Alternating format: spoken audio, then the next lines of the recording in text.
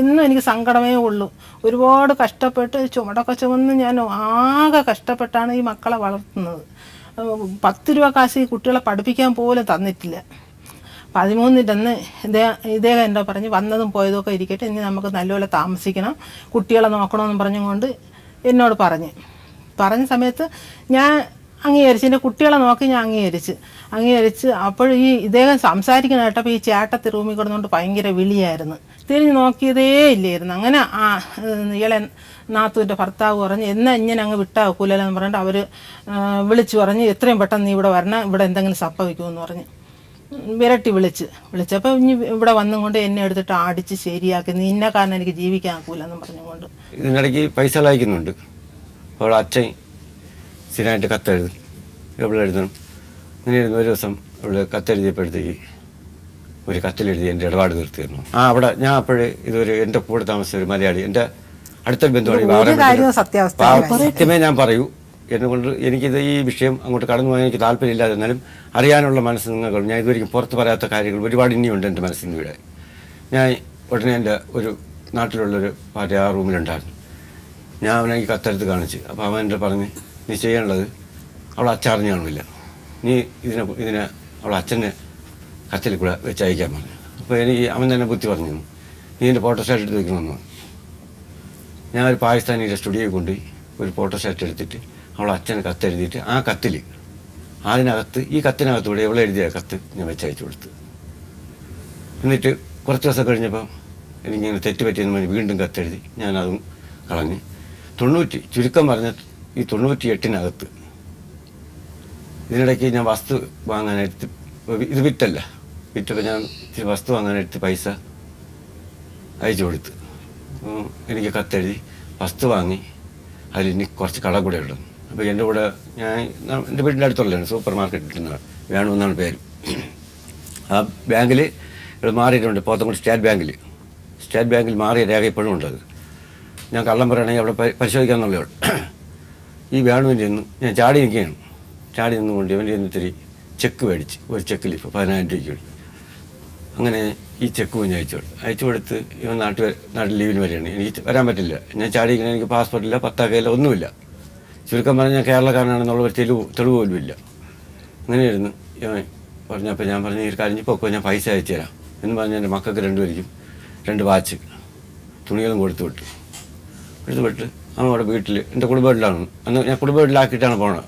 കുടുംബ വീട്ടിലല്ല, ചേട്ടൻ്റെ വീട്ടിൽ നിൽക്കാമെന്ന് പറഞ്ഞാൽ ഞാൻ അവിടെ ആക്കിയിട്ട് പോകണം. കുടുംബ വീട്ടിൽ നിന്ന് അവിടെ പ്രശ്നമാക്കി, അവിടെ നിന്ന് വാടകയ്ക്ക് വീടെടുത്ത് അവിടെ പ്രശ്നമായപ്പോൾ എൻ്റെ ഒരു അപ്പച്ചൻ്റെ മോനുണ്ട്. ഈ പൈസ അയച്ച അച്ഛൻ്റെ പെങ്ങളെ മോനാണ്. അപ്പോൾ എൻ്റെ ഇപ്പം ആ 2 അനുജന്മാരും ഞാനായിട്ട് മിണ്ടുന്നില്ല. അപ്പോൾ അച്ഛൻ ജീവിച്ചിരിപ്പുണ്ട്. ഇവൾ ഈ വാടകയ്ക്ക് എടുത്ത വീട്ടിൽ അച്ഛൻ ചെന്ന് കൂട്ട് കിടക്കും, കാവൽ കിടക്കും. അടുക്കള വഴി എൻ്റെ അനുജൻ ഇവിടെ ബെഡ്റൂമിൽ ചെന്ന്, സത്യമാണിത്, സത്യം എനിക്ക് പറയാനുള്ള പറഞ്ഞു തീർന്നു, അല്ലെങ്കിൽ മൊത്തം പറഞ്ഞ് കേട്ടിട്ട് ഞാൻ പറയാം. അപ്പോൾ യമൈ കയറിപ്പോയില്ല, ഈ അപ്പച്ചനെ മോൻ ഇത് കണ്ടുകൊണ്ട് നിന്ന് അവൻ്റെ ചെരുപ്പ് എടുത്തുകൊണ്ട് പോയി. പിറ്റേന്ന് രാവിലെ അതിന് പ്രശ്നമായി, ഇവർ തമ്മിൽ അടിയായി. അപ്പോൾ എൻ്റെ ഒരു ചേട്ടൻ്റെ മോണ്ടായിരുന്നു, ഞാൻ ചാടി നിന്നും കൊണ്ട് അവനൊരു വിസ എടുത്ത് അവനെ അവിടെ വരുത്തുകയാണ്.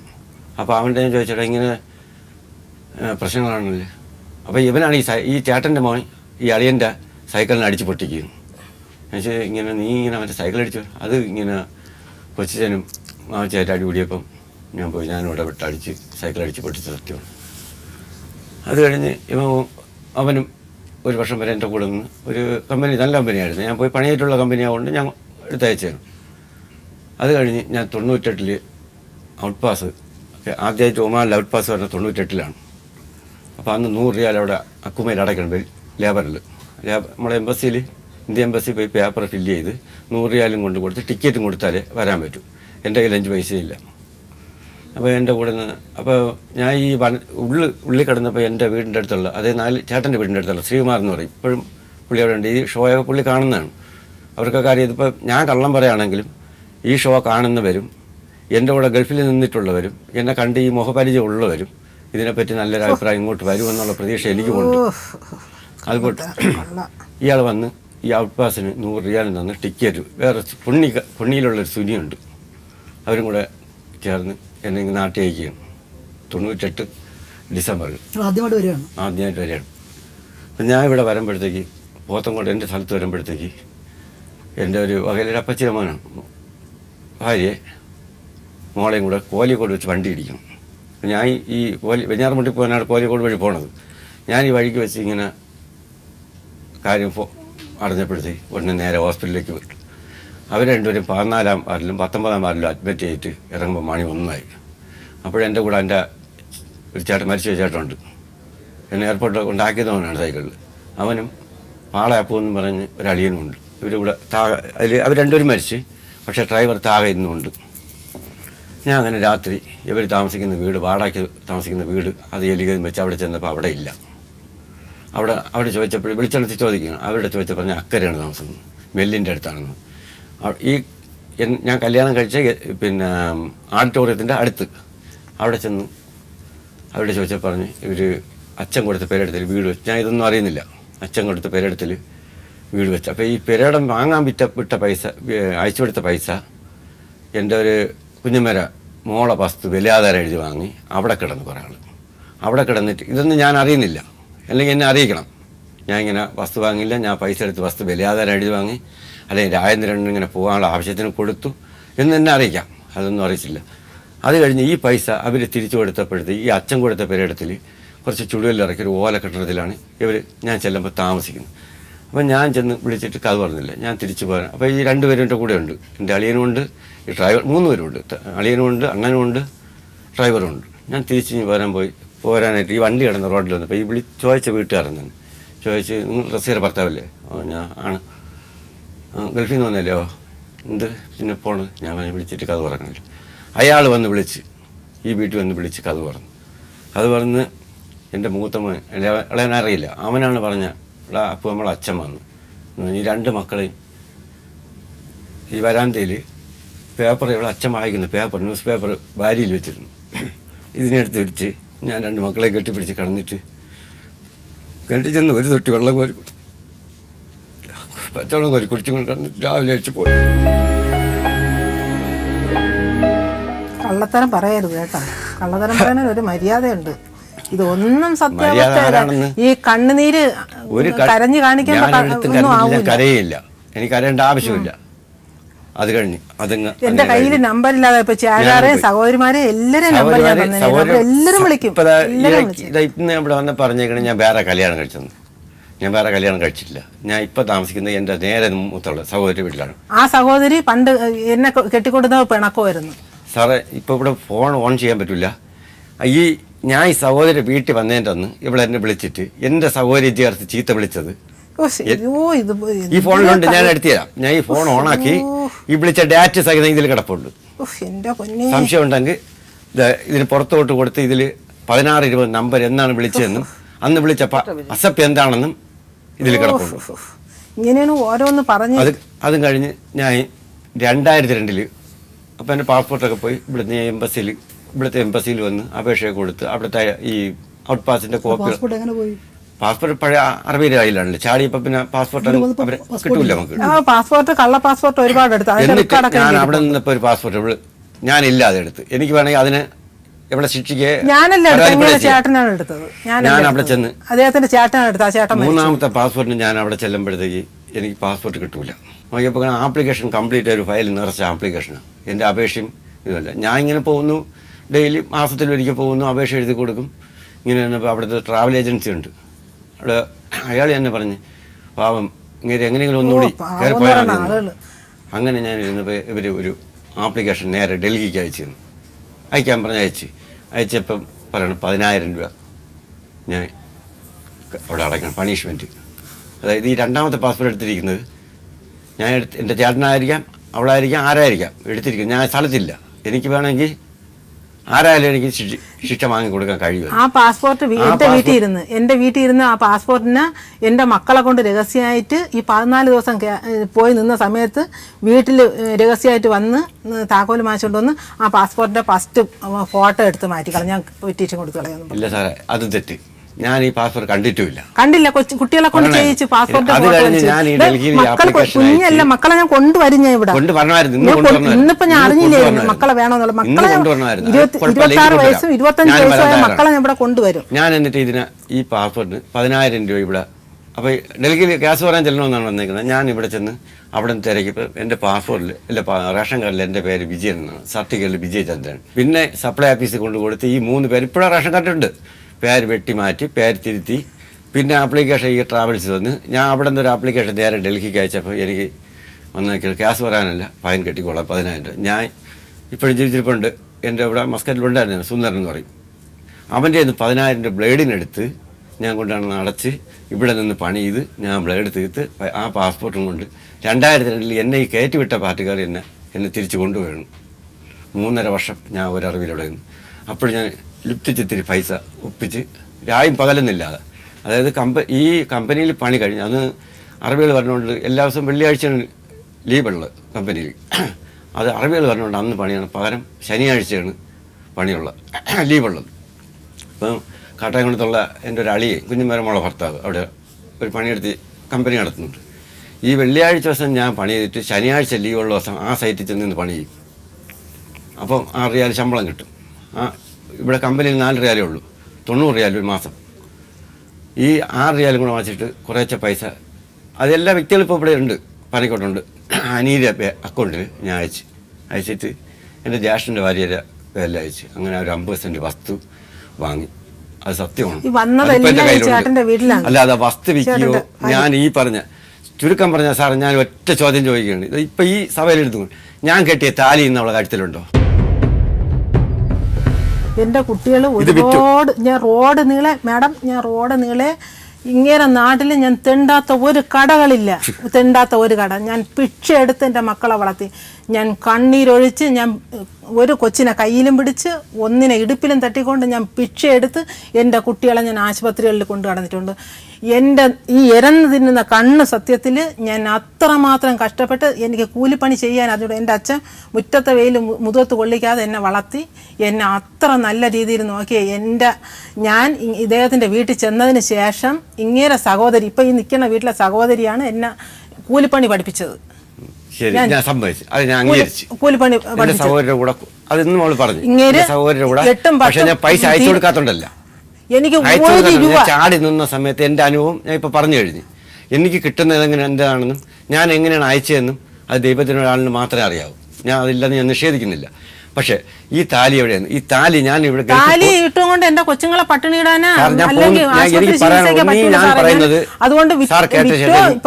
എന്തോ ചെയ്ത് എനിക്ക് ഞാൻ ജോലി ചെയ്ത് ഉണ്ടാക്കിയത് നല്ല രീതിയിൽ. ഞാൻ ഇവിടെ ജീവിച്ചിരിക്കവേ ഞാൻ മോഹനാടുത്ത് പണിയും കഴിഞ്ഞു, മോഹനാപുരം എന്ന് പറയും CRP ക്യാമ്പിന്റെ അവിടെ പണിയും കഴിഞ്ഞ് വരുമ്പോൾ ഈ താലി ഉണ്ടാക്കിയ തട്ടാമേശ്ശേരി ചന്ദ്രന്റെ കടയിൽ കയറി കാപ്പി കുടിക്കാൻ. അപ്പൊ ഞാൻ എൻ്റെ മക്കൾക്ക് വരുന്നത് സൈക്കിളിലാണ് വരുന്നത്. ഒരു പൊതി എന്തായാലും അവർക്ക് പ്രത്യേകിച്ച് ഒരു മുട്ടായി കൊച്ചുങ്ങൾ കൊടുത്തില്ല. ആ വീട്ടിൽ നിന്ന് ഇറക്കി വിട്ട കാര്യം ആ വീട്ടിൽ ചെലവിന് കൊടുക്കൂല. ചെലവിന് കൊടുക്കാതിരുന്ന് ഈ 2 കുട്ടികൾക്കും അമ്മ ഹോട്ടലിൽ പോയി അരി അടിച്ചാണ് ഈ കുട്ടികൾക്കും എനിക്കും ചെലവിന് തരുന്നത്. അങ്ങനെ പറഞ്ഞു ഇവിടെ പറ്റൂല എന്ന് പറഞ്ഞു. ജോലി ചെയ്തുകൊണ്ട് വരും ചീട്ട് കളിക്കും. രാത്രി 12 മണിയായാലും വീട്ടിൽ വരൂല. 6 പവൻ്റെ സ്വർണ്ണം ഉണ്ടായിരുന്നു, അതിനെ കൊണ്ടുവന്ന് പണയം വെച്ച് ചീട്ട് കളിച്ച് ഒരു മോതിരം കയ്യിലിട്ട് കൊടുത്ത് ആ മോതിരം കൊണ്ടുവന്ന് ചീട്ട് കളിച്ചിട്ട് അവസാനം വന്നുകൊണ്ട് പറഞ്ഞു എന്താണെന്ന് വെച്ചാൽ ഊരി വെച്ചിട്ട് കൈയും കാലം തേച്ച് കഴിയുമ്പോൾ കിണറ്റിനകത്ത് കൊണ്ടുപോയെന്ന് പറഞ്ഞു. അതുപോലെ ഓരോ കാര്യങ്ങളും. എൻ്റെ ഒരു 2.5 പവൻ്റെ മാല എൻ്റെ കഴുത്തി കിടന്ന് അതിനെ വാങ്ങിച്ച് കഴുത്തിട്ടുകൊണ്ട് പോയി ചീട്ട് കളിച്ചിട്ട് വന്നുകൊണ്ട് പറഞ്ഞ് അത് പണിസ്ഥലത്ത് ഊരി വെച്ചിട്ട് ആരാ എടുത്തുകൊണ്ട് പോയെന്ന് പറഞ്ഞു. ഇങ്ങനെയുള്ള അടവുകളും കള്ളത്തരമല്ല. ഇത് യഥാർത്ഥ സത്യതയല്ല. ഞാൻ ഈ 6 പവൻ്റെ ഉരുപ്പടി എടുത്ത ചുമ്മയാണ്, വെറുതെയാണ്. 4 പവൻ്റെ ഉരുപ്പടി ഇട്ട് ആ 4 പവൻ്റെ ഉരുപ്പടി ഞാൻ പറഞ്ഞുതരാം. ഇതിനിടയ്ക്ക് ഞാൻ പിറ്റതോ ഞാൻ തിന്നല്ല. എന്റെ ചേട്ടന്റെ ഭാര്യയും എവളും കൂടി ചേർന്ന് അവളോടൊപ്പം ഞാൻ ഗൾഫിൽ പോകാൻ വേണ്ടി എവൾ ഊരി കൊടുത്തതാണ്. അത് സഹോദരിയോട് ചോദിക്കാൻ പറയും. ഇളയ സഹോദരി ഇങ്ങനെ ഊരി വാങ്ങിച്ച സമയത്തിന് ഇളയ സഹോദരി അമ്മയും കൂടെ പറഞ്ഞ് കൊടുക്കരുത്, അവള് നിന്നെ ദ്രോഹിക്കാൻ വേണ്ടിയാണ് ചെയ്യണമെന്ന് പറയും. അപ്പൊ ഇങ്ങനെ എന്നെ ഓടിക്കൊണ്ടത് ഇടിയും തന്നിട്ട് പറഞ്ഞു ഊരടിയെന്ന് പറഞ്ഞു. ഞാൻ പറഞ്ഞ സാറേ, ഞാൻ ഇന്നത് വരെ ഈ ഇരിക്ക് ഭൂമി സത്യമായിട്ടും ഇങ്ങനെ ചേട്ടത്തീരെ വീട്ടിൽ കൊണ്ടിട്ട് എന്നെ ഉപദ്രവിച്ച് 14 ദിവസം നിർത്തിയിരുന്ന് 2 പേരും കൂടെ ഒരു റൂമിലേ കിടക്കുള്ളൂ. സത്യമായിട്ടും ഒരു റൂമിലേ കിടക്കുള്ളൂ. എൻ്റെ കുട്ടികൾ അവസാനമായപ്പോൾ പറയണം അമ്മ ഇങ്ങനെ നമുക്ക് ഇവിടെ ജീവിക്കട്ടെ, നമുക്ക് പൊക്കളെ അമ്മ നമ്മളെയും കൊന്നുകളെ, ഇങ്ങനെ ഈ ചേട്ടത്തിയും കൂടെ കൂടിയാലോചന ചെയ്യണം. എങ്ങനെ അടുത്ത വീട്ടിൽ ചെന്നിരുന്നോണ്ട് കൂടിയാലും രാത്രി 10 മണിക്ക് ഞാൻ ഇറങ്ങിച്ചെന്ന് പരിയമ്പറ നിന്നാ പറയണ് എവള് കിണറ്റിന്ന് വെള്ളം കോരിക്കൊണ്ടിരിക്കുമ്പോൾ പിടിച്ചങ്ങ് തള്ളി കൊടുക്കുക. അപ്പം കിണറ്റിനകത്ത് അങ്ങ് വീഴും. അപ്പോഴും നമുക്ക് യാതൊരു പ്രശ്നവുമില്ല. രാത്രി ഒന്ന് വെള്ളം കോരിയത് അല്ലെങ്കിൽ വെള്ളം കോരി അങ്ങ് വീണ് പോയെന്ന് പറയാം. ചേട്ടന്റെ ഭാര്യ 50 സെന്റ് വസ്തു വാങ്ങിയിട്ടത് അവരെ കയ്യിൽ അയച്ചത് കൊണ്ട് ഇതും പൊട്ട് ഇവിടെ അച്ഛൻ 10 സെന്റ് കൊടുത്തതിൽ വീട് വെച്ച് ആ വീട് എന്ത് ചെയ്യുന്നു നോക്കണം. 20 വർഷം എന്റെ അച്ഛൻ ഉള്ളംകാലിലെ ചോര വെറ്റക്കൊടി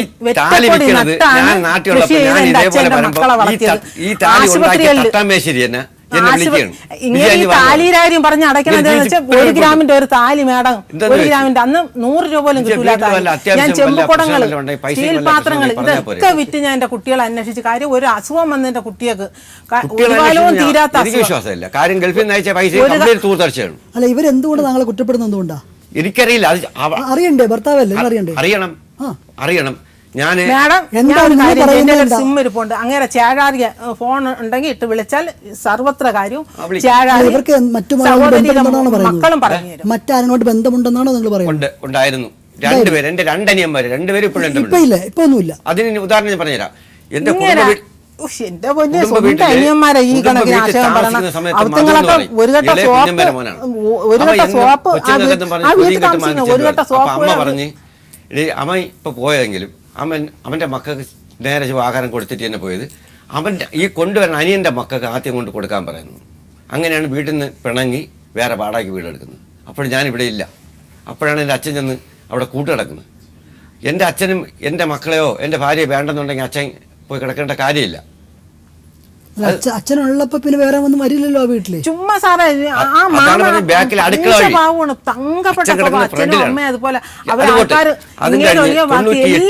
ഞാനിവിടെ വന്ന് ഇത് കഴിഞ്ഞു.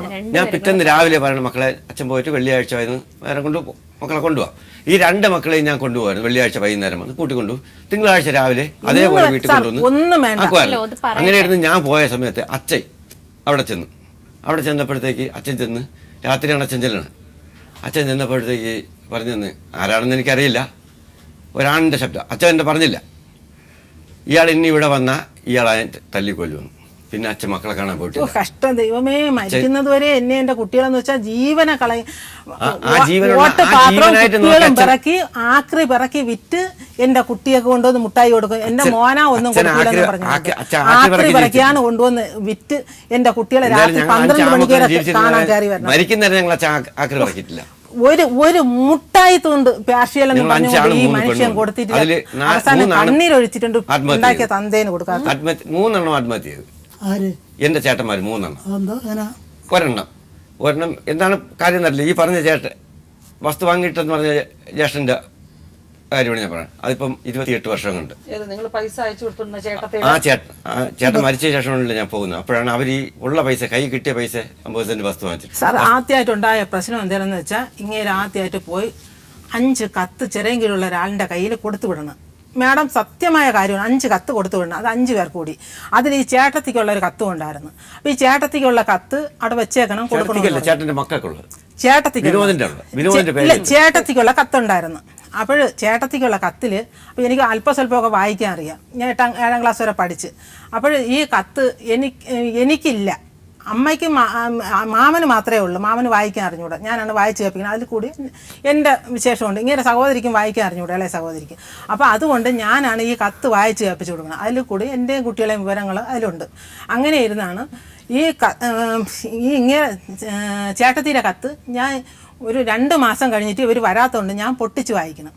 പൊട്ടിച്ച് വായിച്ചേർക്ക മാഡം, ജമ്മത്തൊരു ഭാര്യ എന്ന് പറയുന്ന ഒരു സ്ത്രീകളും സഹിക്കൂല. അത് ഒരു അമ്മേരെ പ്രായമുള്ളൊരു ചേട്ടത്തിയാണ്. അറിയാമോ? അമ്മേരെ പ്രായമുള്ള ചേട്ടത്തി. ആ കത്ത് സൂക്ഷിച്ചു വെച്ചിരുന്നു 25 വർഷമായി. ആ കത്ത് ഇനി എനിക്ക് സൂക്ഷിച്ചു വെക്കാൻ. അങ്ങനെ സഹോദരിമാരെ എല്ലാവരും പൈസ അയച്ചു കൊടുക്കുന്നതും അവളുടെ പേരിലാണ്.